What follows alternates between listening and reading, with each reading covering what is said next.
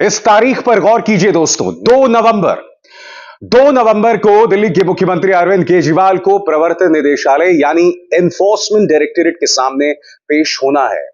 अभी से इस बात को लेकर सुगबुगाहट है कि क्या अरविंद केजरीवाल को गिरफ्तार कर लिया जाएगा।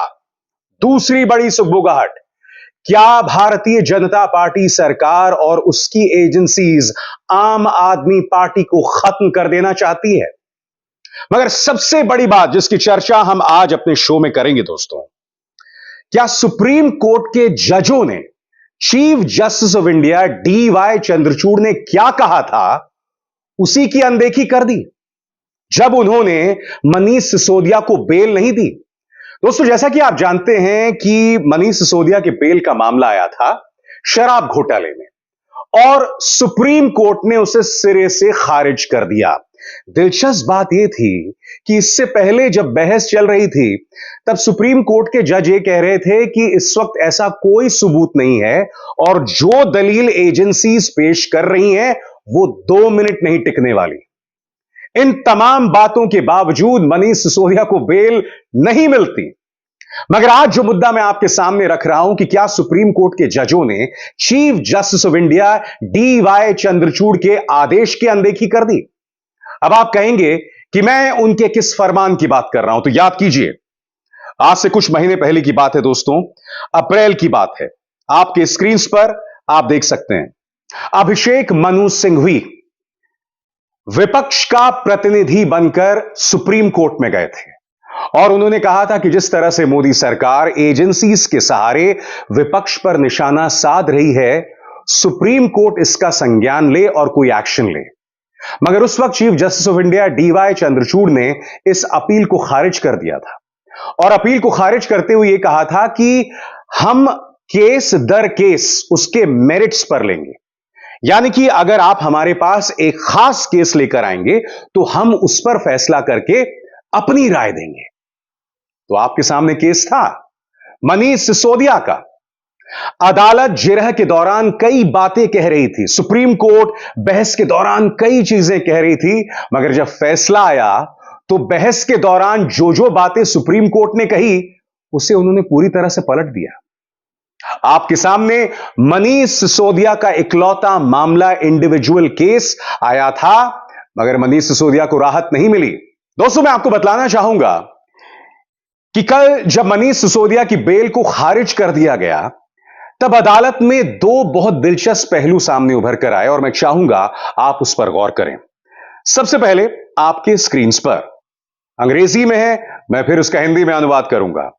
Supreme Court refuses to accept ED's allegation that 2 crores 20 lakh rupees were paid as bribe to Manish Sisodia by Amit Arora, since such an allegation is not there in the charge sheet filed by the CBI in the predicate offense. यहां पर supreme court साफ तौर पर कह रहा है कि CBI ने जो चार्जशीट फाइल की है उसमें 2 करोड़ 20 लाख की घूस का जिक्र नहीं है जो कथित तौर पर मनीष सिसोदिया को दी गई थी। सुप्रीम कोर्ट यहां साफ तौर पर कह रहा है कि हम मानने को नहीं तैयार हैं ED के उस दावे को कि मनीष सिसोदिया को 2 करोड़ 20 लाख रुपए दिए गए थे। जब सुप्रीम कोर्ट यह दावा कर रहा है, बावजूद इसके मनीष सिसोदिया की बेल को खारिज कर दिया जाता है। अब इस दूसरे पहलू पर गौर कीजिए। Supreme Court says that ED's allegation that rupees 100 crores was actually paid by the liquor group to former Delhi Deputy Chief Minister Manish Sisodia is somewhat a matter of debate. Supreme Court ने यह भी कहा कि यह जो दावा किया जा रहा है कि मनीष सिसोदिया को 100 करोड़ रिश्वत दी गई थी, यह बहस का मुद्दा है। यानी कि सुप्रीम कोर्ट ने अपने आदेश में 2 चीजों का जिक्र किया। पहली बात, ED के उस दावे को खारिज कर दिया कि मनीष सिसोदिया को 2 करोड़ 20 लाख की रिश्वत दी गई। दूसरी बात, सुप्रीम कोर्ट इस बात को भी नहीं मान रहा कि 100 करोड़ की रिश्वत दी गई, मगर बावजूद इसके मनीष सिसोदिया की बेल को खारिज कर दिया गया, यह कहते हुए कि 338 करोड़ का मनी ट्रांसफर हुआ है। यह भी कहा गया कि अगर अगले 6 महीने में ट्रायल सही दिशा पर नहीं चला और उचित कार्रवाई जांच एजेंसीज ने नहीं की तो मनीष सिसोदिया बेल के लिए अप्लाई कर सकते हैं। यानी कि अगर आप इस आदेश पर गौर करें तो मनीष सिसोदिया ने रिश्वत ली है। खुद सुप्रीम कोर्ट कह रहा है कि इसके कोई प्रमाण नहीं है, फिर भी उनकी बेल को खारिज कर दिया गया है। अब मैं आपको एक और चीज बताना चाहता हूं दोस्तों, और यह अपने आप में बहुत बड़ी विडंबना है, अंग्रेजी में और फिर मैं इसका हिंदी में अनुवाद करूंगा। डिटेंशन और jail before being pronounced guilty of an offence should not become punishment without trial. Supreme Court ने खुद कहा कि भाई गुनहगार साबित होने से पहले जेल में नहीं रखा जाना चाहिए और प्रक्रिया सजा नहीं बन जानी चाहिए। फिर से पढ़िए दोस्तों, डिटेंशन और jail before being pronounced guilty of an offence should not become punishment without trial. यानी कि बगैर कानूनी कार्रवाई के आपको सजा मिल जाए और आपको जेल में रखा जाए, आपको हिरासत में रखा जाए, और वो भी गुनहगार साबित होने से पहले। तो मैं मिलॉर्ड से अपील करना चाहूंगा कि मिलॉर्ड, जब आप खुद कह रहे हो कि मनीष सिसोदिया ने रिश्वत नहीं ली और आप खुद कह रहे हो कि गुनहगार साबित होने से पहले जेल में रखा जाना नहीं चाहिए क्योंकि वो कानूनी कार्रवाई से पहले सजा जैसी हो जाती है, तो क्या ये दोनों चीजें विरोधाभासी नहीं है, या फिर हमारी समझ में कुछ गड़बड़ है? दोस्तों, एक बात तय हो गई है कि भारतीय जनता पार्टी हर कीमत पर आम आदमी पार्टी को कुचलना चाहती है, और मुद्दा यहां आम आदमी पार्टी का नहीं है, मुद्दा है इंडिया गठबंधन को एक स्पष्ट संदेश देने का। मुद्दा यह है कि सुधर जाओ वरना कुचल दिए जाओगे। आम आदमी पार्टी, जाहिर सी बात है दोस्तों, इस मुद्दे को लेकर उग्र तेवर में है। पार्टी की नेता आतिशी मारलेना जो है वो खासी उग्र दिखाई दे रही हैं। उनका यह कहना है कि हम जेल जाने से नहीं डरते। सुनिए आतिशी क्या कह रही हैं। भारतीय जनता पार्टी को आम आदमी पार्टी से डर लगता है। दिल्ली और पंजाब में हो रहे हर काम से डर लगता है, फ्री बिजली से डर लगता है, अच्छे स्कूलों से डर लगता है, मोहल्ला क्लिनिक से डर लगता है। इसीलिए वो झूठे केस करके आम आदमी पार्टी के नेताओं को जेल में डालना चाहती है, पार्टी को खत्म करना चाहती है। इसी साजिश के तहत 2 नवंबर को अरविंद केजरीवाल को ईडी ने समन किया। उन पे झूठा केस लगा के उनको गिरफ्तार करना चाहते हैं ईडी वाले, भारतीय जनता पार्टी वाले। पर मैं भारतीय जनता पार्टी को बता दूं कि हम जेल जाने से नहीं डरते, हम उनके झूठे केसेस से नहीं डरते। हम देश के लोगों के लिए, देश के हर आम आदमी के लिए काम करते रहेंगे। आम आदमी पार्टी चीख चीख कर यह कह रही है कि भारतीय जनता पार्टी आम आदमी पार्टी को खत्म कर देना चाहती है। उनका यह कहना है कि अरविंद केजरीवाल दिल्ली के चुने हुए मुख्यमंत्री हैं और ऐसे में एक चुने हुए मुख्यमंत्री पर इस तरह से दबिश शॉकिंग है। सुनिए सौरभ भारद्वाज क्या कह रहे हैं। जैसा कि खबर आ रही है कि अब केंद्र सरकार की ईडी ने दिल्ली के मुख्यमंत्री श्री अरविंद केजरीवाल जी को समन भेजा है 2 तारीख का। इससे ये बात साफ हो जाती है कि केंद्र सरकार का एक ही मकसद है, किसी तरीके से आम आदमी पार्टी को खत्म कर देना, और इसके लिए वो कोई कसर नहीं छोड़ रहे। किसी तरीके से कैसे भी फर्जी केस बना के मुख्यमंत्री अरविंद केजरीवाल जी को जेल में बंद किया जाए और आम आदमी पार्टी को खत्म किया जाए।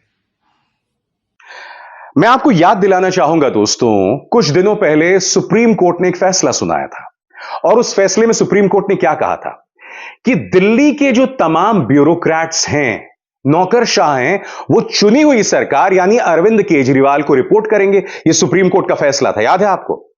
मगर तब संसद में एक अध्यादेश लाया जाता है और सुप्रीम कोर्ट के उस फैसले को पलट दिया जाता है, और अब स्थिति क्या है? अब स्थिति यह है कि जो तमाम ब्यूरोक्रेट्स हैं वो मोदी सरकार द्वारा नियुक्त उपराज्यपाल को रिपोर्ट करेंगे। ऐसे में चुनी हुई सरकार के क्या मायने हैं? बड़ा सवाल यह कि क्या भारतीय जनता पार्टी अपनी हार को अब तक नहीं पचा पाई है कि वो इस तरह से विपक्ष पर निशाना साध रही है। खासतौर से उन्होंने दिल्ली की जनता को अब तक माफ नहीं किया है कि पहले आम आदमी पार्टी के 3 नेता संजय सिंह, सत्येंद्र जैन, मनीष सिसोदिया जेल में, अमानतुल्लाह खान, उस पर भी एक्शन। और अब 2 नवंबर को अरविंद केजरीवाल जा रहे हैं और कहा जा रहा है कि हो सकता है कि अब अगला नंबर अरविंद केजरीवाल का हो। ये सब क्या चल रहा है दोस्तों? देखिए, मुद्दा सिर्फ अरविंद केजरीवाल का नहीं है। मुद्दा यह है कि भारतीय जनता पार्टी के खिलाफ जो भी सवाल करेगा, जो भी अपनी आवाज बुलंद करेगा, उसका यही हश्र किया जाएगा। आप देख सकते हैं कि आए दिन राहुल गांधी को घेरने के प्रयास होते रहते हैं। राहुल गांधी अडानी पर सवाल उठाते हैं और अगले ही दिन उनके खिलाफ जो मानहानि का केस है वो सक्रिय हो जाता है। वो मानहानि का मामला जो एक अरसे से दफन था, वो सक्रिय हो जाता है। फिर एक के बाद एक गुजरात की 2 अदालतें उन्हें मानहानि के केस में अधिकतम सजा सुना देते हैं। उनकी सांसदी चली जाती है, मगर फिर सुप्रीम कोर्ट उन्हें राहत देता है दोस्तों, यह कहते हुए कि आखिर जो लोअर कोर्ट्स थे उन्होंने इस मामले में राहुल गांधी को 2 साल की अधिकतम सजा क्यों दी? क्योंकि अगर उन्हें 2 साल से सिर्फ 1 दिन भी कम की सजा मिलती तो उनकी सांसदी बची रहती। राहुल गांधी की सांसदी चली गई, उन्हें घर से निकाल दिया गया और समानांतर तौर पर राहुल गांधी को बदनाम करने का एक पूरा प्रोपेगेंडा भाजपा चलाती रहती है। यानी कि भाजपा उन लोगों को माफ नहीं करती जो अडानी पर सवाल उठाते हैं और जो प्रधानमंत्री नरेंद्र मोदी से कठोर कठिन सवाल करते हैं। और राहुल गांधी से इनकी दिक्कत यह है कि राहुल गांधी न सिर्फ प्रधानमंत्री नरेंद्र मोदी की कमजोर नब्ज पर वार करते हैं, बल्कि वो आरएसएस पर भी तीखे सवाल करते हैं। इसीलिए मुद्दा सिर्फ अरविंद केजरीवाल को संदेश देना या 2 नवंबर को उनकी संभावित गिरफ्तारी या आम आदमी पार्टी को खत्म करने को लेकर नहीं है। मुद्दा है विपक्ष को एक संदेश देना। आज की तारीख में विपक्ष का हर बड़ा नेता, उसकी गर्दन पर एजेंसीज की तलवार लटक रही है। कुछ विपक्ष के नेता पीछे हट गए हैं, डर से गए हैं, कुछ मुकाबला कर रहे हैं, मगर हर एक के सिर पर एजेंसीज की तलवार वो लटक रही है। और हां, आम आदमी पार्टी को भी एक नसीहत। दोस्तों याद कीजिएगा, आज से कुछ सालों पहले, आज से 10-12 साल पहले, साल 2012-13, 11-12-13 में एक आंदोलन हुआ था। मैं उसे फ्रॉड आंदोलन कहता हूं, क्योंकि इस देश का लंबा चौड़ा इतिहास रहा है दोस्तों आंदोलनों का। इस आंदोलन का नाम था अन्ना आंदोलन। विडंबना यह है कि इस आंदोलन का साथ मेरे जैसे पत्रकारों ने भी दिया था, क्योंकि हमें लगता था कि एक ऐसे आंदोलन की जरूरत है जिसमें भ्रष्टाचार के खिलाफ आवाज बुलंद करने की जरूरत है। कई लोगों को लग रहा था कि अन्ना आवाज है भ्रष्टाचार के खिलाफ, और इसी आंदोलन में अरविंद केजरीवाल और आम आदमी पार्टी के कई नेता शामिल थे। आज तमाम भ्रष्टाचार के आरोप हैं। अडानी को लेकर प्रधानमंत्री कटघरे में हैं। सीएजी रिपोर्ट्स में चाहे अयोध्या हो, चाहे आयुष्मान योजना हो, इन तमाम मुद्दों को लेकर सवाल किए जा रहे हैं, मगर अन्ना हजारे न जाने किस कोने में दुबके हुए बैठे हैं। वो कुछ बोलने की कोशिश करते हैं, मगर वो चुप करा दिए जाते हैं। कहां है अन्ना हजारे? और सबसे बड़ी बात, कितना बवाल किया गया था लोकपाल लोकपाल लोकपाल को लेकर। कहां है लोकपाल? कहां दफन हो गया लोकपाल? क्योंकि हमसे वादा किया गया था कि लोकपाल बिल आएगा तो करप्शन खत्म हो जाएगा। अब तो एजेंसीज ही जांच नहीं करती करप्शन के मामले की। सीएजी अगर सरकारी योजनाओं में भ्रष्टाचार को लेकर खुलासा करता है तो उसके 3 अधिकारियों का ट्रांसफर कर दिया जाता है। यह है अमृतकाल। मगर आप मुझसे सवाल पूछ सकते हैं कि मैं लोकपाल बिल की बात क्यों कर रहा हूं, मैं अन्ना हजारे, अरविंद केजरीवाल की बात क्यों कर रहा हूं? तो ध्यान से सुनिएगा मैं क्या कहने जा रहा हूं। दोस्तों, जब अन्ना आंदोलन हुआ था ना, तब इसी मंच से कई भ्रष्टाचार के खिलाफ आवाज बुलंद करने वाले लोग कहते थे कि जो नेता भ्रष्टाचार करता है उसे फांसी पर लटका दिया जाए। हां, मंच पर लोग कह रहे थे काला धन लाया जाना चाहिए। यही नहीं, जो भ्रष्टाचार करता है उसे बगैर कार्रवाई के उसे जेल में डाल दिया जाना चाहिए। अरविंद केजरीवाल भी ऐसी ऐसी बातें करते थे। आज विडंबना देखिए दोस्तों, मामला प्रमाणित नहीं हो रहा है, मगर मनीष सिसोदिया जेल में है, उन्हें बेल नहीं मिल रही है। संजय सिंह अडानी पर सवाल उठाते हैं जेल में, सत्येंद्र जैन जेल में। इनके खिलाफ कोई मुद्दा प्रमाणित नहीं हुआ है, कानूनी कार्रवाई चल रही है, इनके लिए प्रक्रिया ही सजा बनकर रह गई है। और यह विडंबना है कि वो अरविंद केजरीवाल जो अन्ना आंदोलन के दौरान आवाज बुलंद करके कहा करते थे कि भ्रष्टाचारी को जेल में डालो, या इनके सहयोगी कहते थे कि भ्रष्टाचारी को फांसी दो, आज उन्हीं अरविंद केजरीवाल पर गिरफ्तारी की तलवार लटक रही है। मकसद साफ है दोस्तों, मकसद है इंडिया गठबंधन को खत्म कर देना। मगर सबसे दिलचस्प बात कि Supreme Court chief justice of India D Y Chandrachud के उसी आदेश की अनदेखी कर रहा है जिसमें उन्होंने कहा था कि हम राजनीतिक दलों के लिए सरकारी एजेंसीज के दुरुपयोग के लेकर कोई आदेश पारित नहीं करेंगे, मगर आप हमारे सामने इंडिविजुअल केसेस लेकर आइए, व्यक्तिगत मामले लेकर आइए, हम उस पर फैसला सुनाएंगे। फैसला सुना दिया है और मनीष सिसोदिया अब भी जेल में है। हालांकि अदालत कह रही है कि भाई भ्रष्टाचार या रिश्वत कहीं कुछ नहीं दिखाई दे रहा है।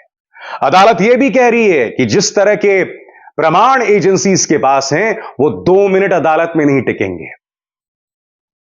ये तमाम मुद्दे हैं जो इस देश के नागरिक के मन में असमंजस पैदा कर रहे हैं।